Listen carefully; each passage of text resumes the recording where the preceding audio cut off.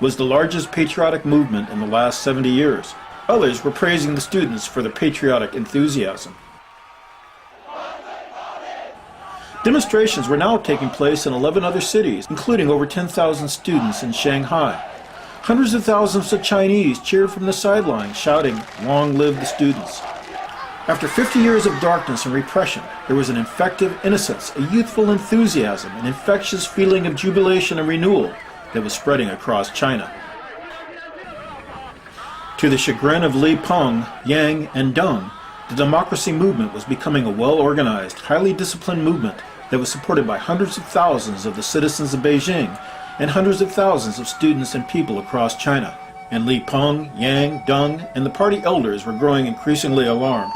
Deng, Yang, and Li Peng began discussing martial law and the need to crush the democracy movement by military force. It was apparent that the students and the people of China had come to a very dangerous belief that they had a right to challenge the decisions of the government.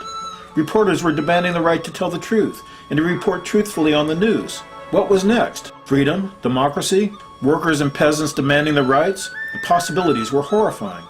Deng, Yang, and Li Peng felt the people of China needed to be taught a painful lesson, to fear their leaders and to obey. Senior leader Deng Xiaoping was chairman of the military commission and the most powerful man in China.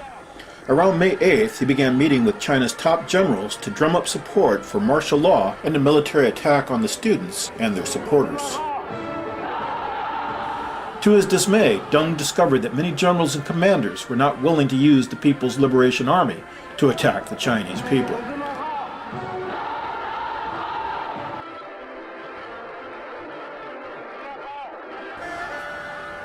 The students were also expressing their dismay at the unwillingness of the government to open a dialogue or to retract the April 26 editorial which labeled them terrorists and counter-revolutionaries. As Deng met with his military commanders to plot strategy to use force, the students came up with their own strategy to force the government to take their demands seriously. Student leaders felt they needed to do something dramatic. Some students proposed setting themselves on fire. Instead, they would stage a hunger strike.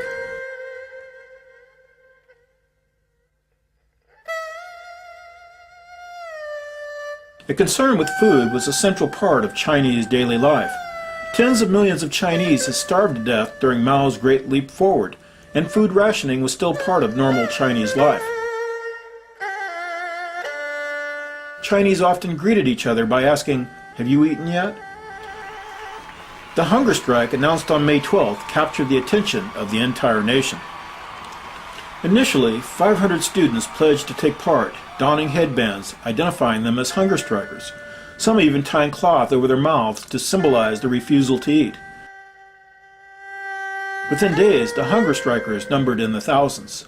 Students began to chant, "If we do not speak, who will speak? If we do not act, who will act? If we do not struggle, who will struggle? If we do not fight, who will fight? Our country, our society." Others shouted slogans, "I need food, but I'd rather die without democracy." Compared with people from the West, Chinese people are not as well